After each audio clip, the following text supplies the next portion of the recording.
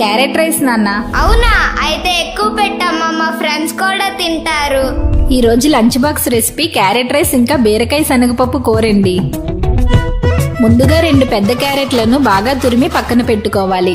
కడాయిలో వేసిన నెయ్యి కొంచెం వేడయ్యాక జీలకర్ర, ఈ మసాలా దినుసులు, శనగపప్పు, మినప్పప్పు వేసుకుని కాస్త వేగాక చిన్నగా తరిగిన వెల్లుల్లి ముక్కలు, పచ్చిమిర్చి, కరివేపాకు, జీడిపప్పు వేసి తరిగిన ఉల్లిపాయ ముక్కలు కూడా వేసుకుని ఇంకా బాగా వేగాక ఇప్పుడు క్యారెట్ తురుము వేసుకుని మీ రుచికి తగినట్టుగా ఉప్పు, పసుపు, కారం వేసుకుని బాగా కలుపుకొని ఓ 3 నిమిషాలు ఫ్రై అయ్యాక ముందుగా ఉడికించుకున్న అన్నాన్ని వేసుకుని బాగా కలుపుకుని చివరిగా నిమ్మరసం ఇంకా కొత్తిమీర వేసుకుని ఇంకా బాగా కలిపి స్టవ్ ఆఫ్ చేసుకోవడమే.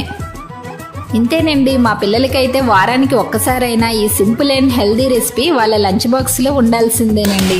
క్యారెట్ రైస్ కి కాంబినేషన్ గా నేను బీరకాయ శనగపప్పు కూర చేశానండి. మీరైతే ఏ కూర చేస్తారో కామెంట్ లో చెప్పండి.